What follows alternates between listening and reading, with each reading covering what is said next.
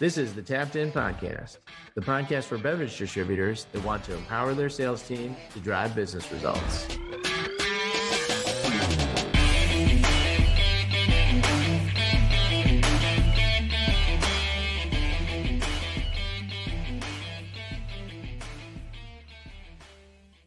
Listen up and welcome back to another episode of the Tapped In Sales Podcast, your podcast for beer distributors by beer distributors. Mikey and I are here. I'm Bud, your host, with co-host Mountain Man Mikey. Yes, folks, he was allowed to go back on the ski hills this weekend as we were in the Northeast. I do not know why that got approved. Did it behind my back. Did not ask for anybody. That's how I got approved. Permission slip. And he's back on the slopes, everything else. So, Mikey, we're back. How was the week, bro? It was great. You were in different places. We were the same, but different places. Same state, totally different landscape. Yeah, a few hours apart. But no, it was a great week. I love the location. All right, you get me out in the woods or the mountains, and I feel at home. So that was great. And I got back on the slopes. So, yeah, that was good. And some really good people, too. Good team. How was your time up in the, because you were north of me, so we call that the north. How was the north? I was north of you. I got to pull up a video that we can share because perfect. Waze did me dirty. They got you? They got me. You know, you put in these addresses and you think it's right. And I went to two wrong addresses this week. One was because it was just the wrong address. And the other one was, which fortunately I was like around the corner. The other one was completely on me. I own this one 100%. I put in the wrong address, went to the wrong place. Nice. And I put them all on your calendar for you. How did that even happen? I had you one click. Go to calendar. We changed this one. Oh, okay. All right. Change this one mid run. But yes, I mean, you were, being a good assistant, Mikey. Make that big enough. There we go. But I got caught off guard. I was down a dirt road and I'm ripping now. Oh, hell yeah. That's perfect. That's the landscape, man. That's a lot of what I was seeing too. Dirt roads, country roads. Mm-hmm.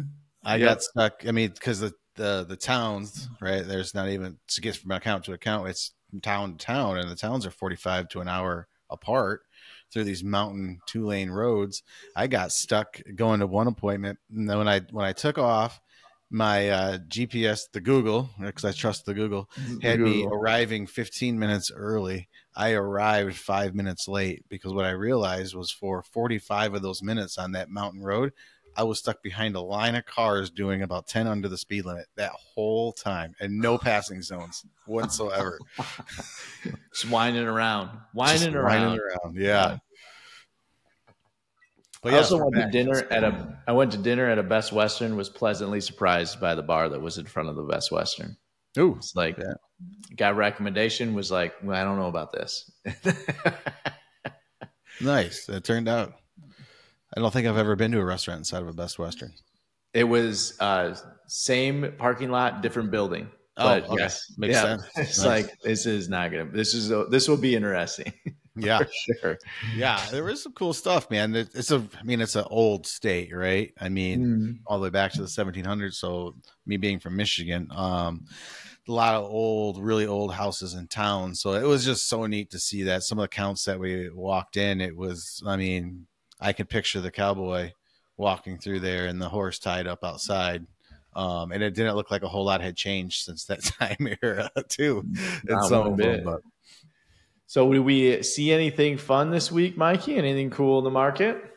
Yeah. I mean, we got out with some reps, visited quite a few accounts, met up with some good team members and, talked all VXP things. So yeah, no, it was good. We had one good experience. We were looking at a display. We're going, digging through the data, looking at the GP per CE on just different packages and what we have displayed and, are we doing the right things? And they carry a 15-pack, 16-ounce can, which I thought was interesting. I hadn't seen one of those yet. It's just all 18s.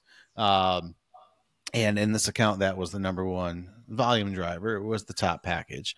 And they also had Bud Light 212 cans. And so we were just kind of talking about the difference in profitability between the 12 cans and the 15s. Obviously, the 15, 16 had a lower GP per CE versus the 12s. And as I was in the middle of kind of explaining that, the rep just said, "Oh, yeah, so it's a good thing that I have these Bud Light 12-pack cans on the same display." And I looked over, and it was perfect. It had the 15, 16s, like we always talk about, right? The value driver, the value shopper is going to find it. And it was sandwiched in the middle, had Ultra on one side, Bud Light 12s on the other. So the value package that he needed, I mean, he needed the display space just to have inventory, was there, but yet also some higher GP items on either side. So somebody walking by, just grabbing something. What about you? I had a couple fun discussions with reps because this is a new thing around. I always talk about return on effort. So we were drawing this at the bar, and we were thinking of volume on the x-axis, profit on the y. This is your volume side. And as we get out here, you've got that volume is going to decline, but we're going to see that profit get higher and higher and higher. You got GP per CE. And it's talking about like how this is where you want to maintain and manage your business here in the core part of your high volume. And then you want to move your focus and targeting out here onto how you can grab incremental opportunities above and beyond. It's that little ROE chart. Bud was a couple beers in, and I thought, I love it. Mathematician.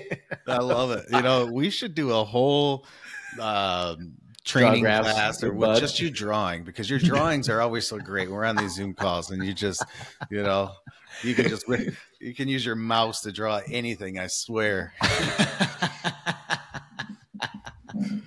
You're too kind. Well, no, that's awesome. That's good stuff. In addition to that, it was great to be on site. Great to see, even though we weren't together the whole time, we get to have one dinner together at the end, and then I bolted early and you bolted early too. No fun flight, no easy, no problems. No, I mean, it was windy. It was really windy coming into Detroit today. So that was pretty rocky. And after the recent events and the windy situation, I'm on that little puddle jumper. Count the exits, bro. Yeah. So tightened up my seatbelt a little bit, but no, it was good. And then, what's crazy too is that state, you did a lot of driving, right? Just bouncing around accounts. I probably put on close to, I looked at it, was 550 miles, driving around back and forth and up and down and around. And then, just one tank of gas in that pickup truck. It was too. Yeah. Yep. And then, the drive home 2.5 hours. So I'm feeling burned out. And then as soon as we're done recording this, the family's actually waiting, packed, cars loaded. We're driving 4 hours north. So I'll be done driving for a while. I'm sure you will. Well, while we were away, we had a big news week. We had North America tariffs take effect. So high level, 25% tariffs on imports from Mexico and Canada. Obviously, Constellation is getting the big hit on, everybody's worried about that, but we have brewers from the north that are shipping product in as well. So how do you think this plays out, Mikey? Do we see it stick? Do we see it not stick? Do we see, we're going to record this. This is time stamped. So if it's changed, then we don't get any trouble for our opinions, because it's coming, we're time stamping this on March 6th. So who knows? It could change by the time this comes out. But it's definitely a risk, definitely a problem for sure with Constellation and other brewers out there. My gut tells me, this is just my gut telling me, that it will not stick. But I think that it's going to take a while to get reversed. And by that, I think that the damage might already be done. As far as some jacking with some prices, right? And then, the biggest thing too, we're looking at Constellation and things like that, but we don't think about this, the aluminum that we get for our cans too, which would impact all brewers. I think Beer Institute said it's like 70% of aluminum cans for beer comes from Canada. So, and right now the cans are, out trending glass across the country. Just seems to be the container of choice. So that could hurt as well. I don't know how Trump undoes the if we think about getting an exemption, because you can do exemptions for individual companies as well, or you could do exemptions for categories. Like they already did the exemption on automaker stuff or auto manufacturer stuff. So you could do exemptions like that. I don't know how Trump's people align with Constellation around giving them an exemption. They're an American company that makes everything in Mexico. And I don't know how that jives with what he's trying to get done. Like this should be made in the US. I just don't know how that vibes with what he's trying to get done. Now, what is one difference, which has been reported by BBD, is, and the crew over there, is that the consent decree requires them to produce product by the federal government, requires them to produce product in Mexico. So maybe that changes somebody's perspective. Maybe they get an exemption for that as well. In the short term, if it sticks, nothing changes. I don't think there's a way that Constellation makes a pricing change between now and Memorial Day. Really? And if you get the mechanics of pricing, especially at the chains, is what they're probably talking about, and this is what I would be thinking about, is that they're so volatile in that what might happen next. He could unwind them tomorrow. They could unwind them in 60 days. He could unwind them in 9 months.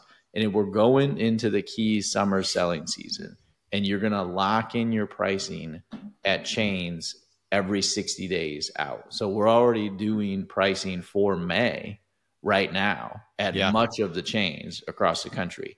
So if you do something now, that you're going to be stuck with that for June, like May, June, and maybe even July. And he could take the tariffs off at any point in time during that time window. So I think they're going to eat it, all of it.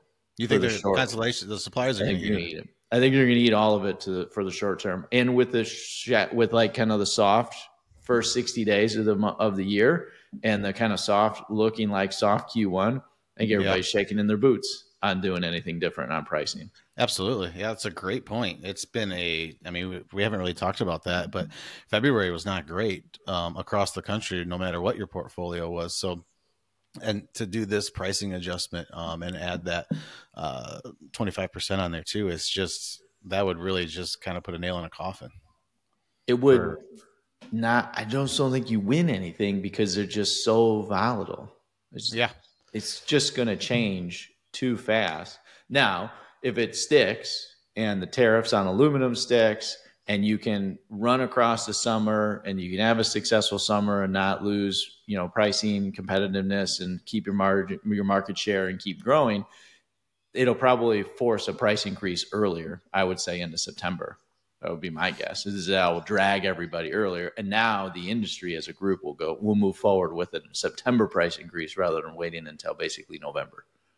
You think it would be a little bit more aggressive just to try to recoup some of the costs that were missed out on from not changing earlier?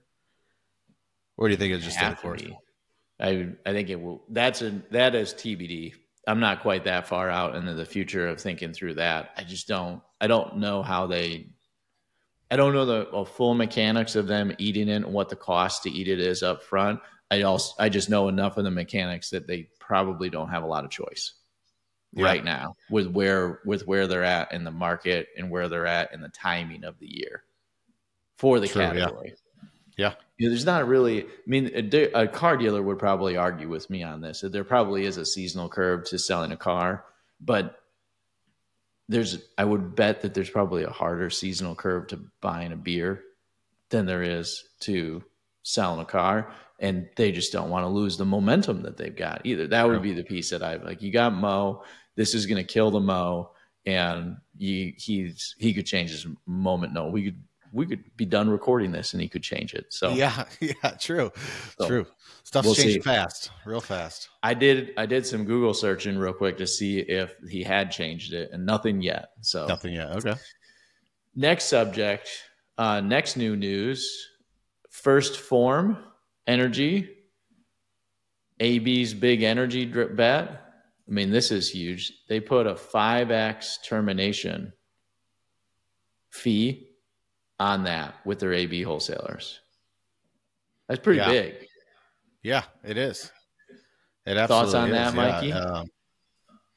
I mean, I like it, right? I mean, it's kind of needed, right? It's looking out for our distributors, which we really, as distributors, feel like we haven't been looked out for when it comes to the NA game. I mean, you've said it a million times. We're billionaire makers. Drop in the clip. We're gonna drop in that clip. Roll the clip right now. For any young, beverage entrepreneurs out there, if you want to be a billionaire, develop a good brand in the non-alcoholic space, partner with beer distributors, put 1x GP in your contract, talk us all into doing it, and then terminate all of us at one time and sell to Coke, Pepsi, or Monster. Right. We mint billionaires as a network really, really well. Yes, that is a great point. You called that timing so perfectly, and I think that without that kind of safety nets from AB, that I feel like, maybe some distributors might just not try as hard or give up because it's like, hey, how long is this going to be around? Maybe we're a little burned out, and doing all the work and walking away with absolutely nothing. So to have a little skin in the game for when it does sell, because it's not if, but when it does sell, I think will really, really help overall with distributors of the trust as well too. It's a perfect thing to do to put your money where your mouth is. Absolutely. Like politically, because they don't do this with any of the Pestalozzi stuff that they've got either. Like everything else is, including Ghost, has been really low key on like the 1 to 2x times. And they played hardball with the network. Now, politically, great move. Money where our mouth is. This is how we're going to invest in it. This is what you're going to get out of it. Is it a poison pill for First Phorm and that they can't basically sell to anybody else, or the valuation has to get so high to pay off this termination? Or is it not a poison pill for the acquisition of the brand, but it's a poison pill for moving brands? Because this is a serious that's a serious number and a really powerful number, which is awesome. So bonus, big win for the wholesalers. You got to pat AB on the back from a wholesaler perspective around putting their money where their mouth is. And now the brand has got to deliver and see if it can grow, if it can do its thing. Yeah. Honestly, I feel like the market is due for another big new energy drink. I mean, we just watched the phases go through of what's hot, what's not. And they typically, I mean, outside of Red Bull, but even Red Bull has lost a lot of heat behind it, but they just kind of, Celsius isn't growing anymore. Celsius isn't growing. Yeah. They just kind of lose their oomph. I've done a lot of digging into Ghost numbers for clients lately, just to kind of see what that looks like on paper when that brand is lost. Seeing a lot of negative trends over the last year. So yeah, that was slowing down and losing some momentum as well. So I think that the category is ready for something new. And, with AB distributors behind it, we know, that's going to get widely distributed with AB behind it. Hopefully there's some good advertising and we'll see what happens. And then we have Jack Owok back in the game too with AI Energy. He announced on the Instagrams or the LinkedIns or wherever that guy can still get on social media to post his. Have you seen that picture of him? No. Let's go find this. This is incredible. Like the imagery on it. The imagery there. This is the one. This stuff you can't make up. This is too good.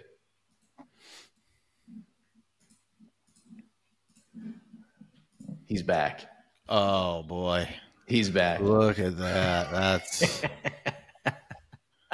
I mean, look at that coat, that first one you had. What's the Terminator one? He can't be stopped. He can't be stopped. He can't be stopped. He can't be stopped. So he's back in the mix. He signed with a bunch of AB wholesalers, and dude, I think we've formed a callus to this as a network, and whatever happens is going to happen, and we're just going to get on board with whatever happens. And I have appreciation for, because when we got terminated out of Monster at Atlas, like I just threw the towel in. We didn't touch an NA drink for a long time. It was years until we did again. It's like, I'm not going to mess with this anymore.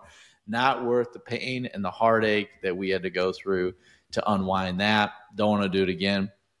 But now none of them have made it to that level of importance, and they're all little ankle biters, and they get picked up and then they move on to the next thing.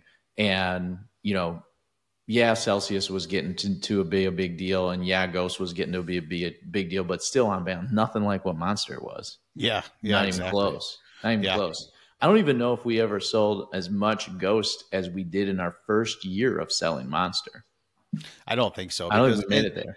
And, you know, when we acquired Monster, it was already an established brand, which helped a lot too. So now the other piece too, Mikey, is like Celsius. They went through that wall of like fake sales, right? Yeah. Oh, yeah. What was the fake sales story you said? Artificial growth. There it is. Yes. How does artificial growth happen, Mike? Why do all of these non-alcoholic owners, other than wanting to be billionaires, choose to sell or get sold a bill of goods? Because Celsius is pissed at Pepsi, and they're not happy about, you know, what's going on over there. That's probably, you know, some have reported on and have talked about like that, maybe why they bought Alani, which I love Harry's perspective on that.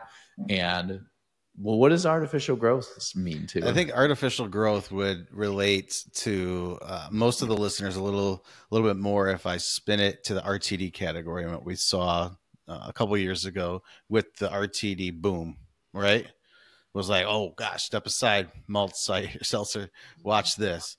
And a lot of people, you know, said it was pretty similar to the craft boom. But in my perspective, and this is my opinion only, what we saw was some big names, High Noon, hitting the market and absolutely crushing it in the RTD category, right? And putting up some really big numbers. Well, now everybody wants to get in that game. Well, then we had a whole bunch of suppliers, just a mess of suppliers in that category, still being led by one powerhouse of a brand, but a bunch of people in the category wanting to get a piece of that. Well, then as the category is growing, more chains are jumping on board. They're like, we need to dedicate more space to this category. It's on fire. It's growing, right? So then you walk into a major grocery store, and one of the biggest grocery stores in our market, and all of a sudden there's a whole entire 4-foot section cold and a whole entire 4-foot section warm of every single supplier under the sun, and they're ready to drink cocktails. And it was all the major brands too, right? You know, Absolute, Bacardi. I mean, everybody that was getting into the category. But also, this is where I coined the phrase artificial growth. You look at the well, right? The bottom shelf and the warm shelf, for instance, at this particular grocery store, in those 4-packs, you could easily fit 10 cases on that bottom. 100 cases of Holy Bauer. So now, yeah, for one brand, right? I mean, I don't even know how many deep and 6 high, 6, 7 high. So all of these grocery store chains across the country, or at least in our region, because it was regional, but they're filling their shelves with all of this brand, all these brands, all these different things, not selling through, right? So now we see this category that's already booming. And then all of this new first sell-in, right? Just placements getting and filling the shelves. And, oh, man, it's just really on fire. Artificial growth.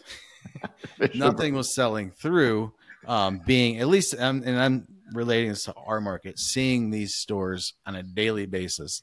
None of those brands were selling through, and they were just collecting dust and taking up valuable space at that time. But that's kind of the artificial growth where, right, it's that sell-in period. And then all of a sudden it looks like the category is just on fire. Well, we're just getting it out there because now everybody's realizing that they need to have it and carry it and dedicating more space to it. Boom, flattens out. Oh, that didn't last long.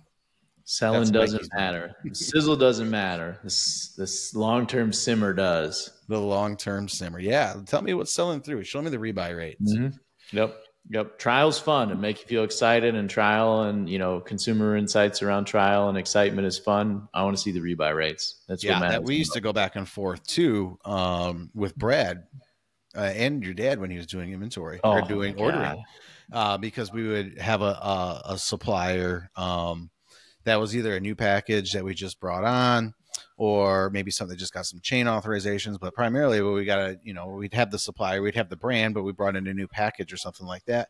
Then all of a sudden, we have 4 times as many cases as we need, and they're like, well, we sold a ton last month. I just needed to catch up. Well, we don't realize, we sold a ton because we sold 1 case to a lot of accounts, and it's all still there. Yep.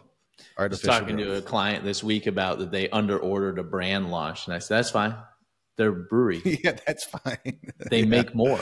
Like, you don't. Yes, they do. They don't have to ship it from, and it's like they don't have to ship it from China or from Canada or Mexico. Like, they're just gonna make more and ship you more, bro. Brand launches, they're fun. Well, they are. And then final subject here, Mikey. Moving on to the next thing, BPI, Beer Purchasers Index. Giving a shout out to Lester Jones for joining on the pod, friend of the pod. Hits a wall. Is it a short-term hiccup or setting the stage for 2025? I wanted to bring this up because BPI fell to 35. It's a leading indicator. It's a 14. That represents a 14-point drop from last year, signaling a correction off of weak sales. There were only 2 segments were higher than last year-over-year growth. FMB seltzers and below premiums. That would be the value segment. Makes sense with pressure on consumers. Yeah. And then also makes sense with seltzers just still continue to kind of grind higher little and little. Imports, we're still in expansion mode at 55, but we're 13 points drop from last year. Craft beer fall off a cliff. Down to its lowest ever reading at 17 points. And then premium lights are at 41 and premium regular at 36. So if my memory serves me right from economics, a flat or number that is like neutral is 50. So still 9 points and 14 points below neutral. And then we've got Bump Williams from BWC Consulting, sounding the alarm as well, saying the category is down 7% or 0.7% in dollars and 2.7% in year-to-date cases. That doesn't seem that bad to me. No, like it doesn't. From what I've been seeing and hearing, I don't think that it's good. I don't think that all of this is good. I wouldn't take it by any stretch of the imagination, but as a long-term kind of pendulum trend guy is the way that I like think. Yeah. We had Januaries in Michigan where we were down 10% and didn't make a difference. And we had months where we were up 10% in January and it didn't make a difference at the end of the year either. Yeah. And February being the shortest month too. And I just don't like, I'm concerned, but not don't want to fall into the trap of being so narrowly focused on like Chicken Little almost. Like you still have non-alcoholic growing, you still have Michelob Ultra growing. With imports, specifically with Constellation, to tie it back into the tariffs, if they do take pricing early, that will put category pressure on managing that whole chaos. I don't know how much the rest of the category wins if we just get that stuff more expensive. But wine and spirits tequila is going to be related to that. Tequila and bourbon and other wine and spirits products are going to be related to that tariffs as well. So scary. But where's your head at with this too, Mikey? I line with you in your opinion. I mean, February is, the smallest month. It's still a winter month. There's not a whole lot of data really falling into the year-to-date numbers. But I will say that February was not a good month, at least for our clients on both sides of the aisle too, right? It doesn't really matter what your portfolio is. It was a bad month for beer overall. And I reached out and, everybody that I have monthly meetings with, I picked their brain and I reached out to a few others just to kind of see if I could gauge, what the feedback of why. And I've heard a lot of stuff about weather. You know, we did have some pretty bad weather in the month of February, especially for some states like Missouri that they don't really get a whole lot of snow. And they lost 2 whole days. And you know, when you lose, and there's a couple other locations too that lost because of weather. The bad thing about losing a day for weather or 2 days for weather, you're not really going to make that up because that drinker just didn't even consume alcohol. It's not like, you know, they didn't go to the restaurant or they didn't go to the bar for 2 whole days. They didn't really leave their house. They weren't going to the grocery store to buy beer. And if they didn't have it, they weren't, you know, drinking it. So that's an overall loss. So that was but then I also had some people, some clients that in the north that had really good weather months. They said it was, you know, far better than last year, far better than it has been. Beautiful weather, and still down double digits. So some people blaming it on the economy. People are afraid to spend money right now. Some uncertainty. But you know, and this data kind of points to that a little bit. With below premium being up 2 points, craft being down like it is. You know, people are spending less money possibly, or watching what they're spending money on. So the overall it's hard to put a finger on what happened in February. But I don't really, my own overall opinion is not seeing that continue into March. I see us rebounding, not fully into March, but not having a terrible month. And then I see, you know, coming back April, May.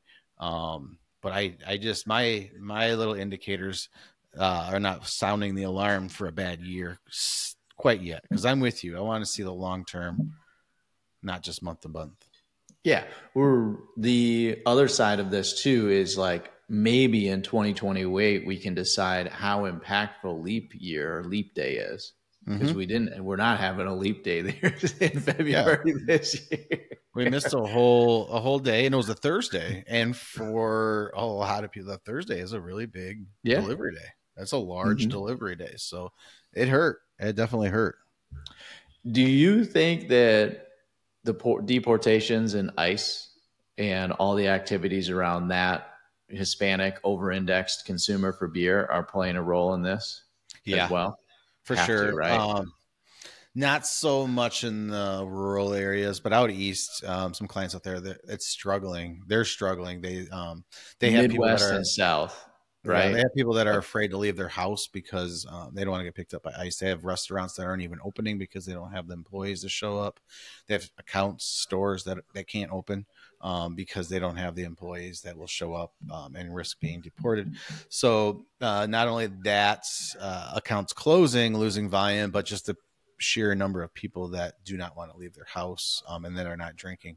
And that's impacting a couple particular brands too, but overall pretty bad. So yeah, I think definitely that plays a part into this as well. My gut tells me that loosens up this month. The people are going to start taking more risks or accepting the risks that they are living with now and that they have to get on with their life. Yeah. Big headwind. My gut says it's big headwind in the long term or in the short term. Long term, I think it loosens up a little bit. And potentially this might not age well, but that's my instincts is that we got to go back to work. We got to keep making money. We're not going to stay in our house forever. And, we got to learn or choose to accept the new risks we have out here. Very similar to COVID, right? Like, we're scared to leave our house for 6 weeks, but eventually you got to go back and you got to, get through it and kind of muddle on and learn and do the new risk calculation of what the new normal is. Yeah. I was going to say that just becomes the new norm. Yeah. Right. Yep. Well, we're going up north. Are we going back skiing again? We are. Yep. It's a family trip. Kids haven't really gone to this place that we're going. And typically we would have taken them last weekend. But me being out of town because they had last Friday and Monday off. So we just decided to do it this weekend this year. So yeah, we're heading up to take them to a cool place that they've never been and rented a tiny little cabin out in the woods. So it's going to be great. I love it. Well, wear your helmet, Mikey. Always. Okay, good.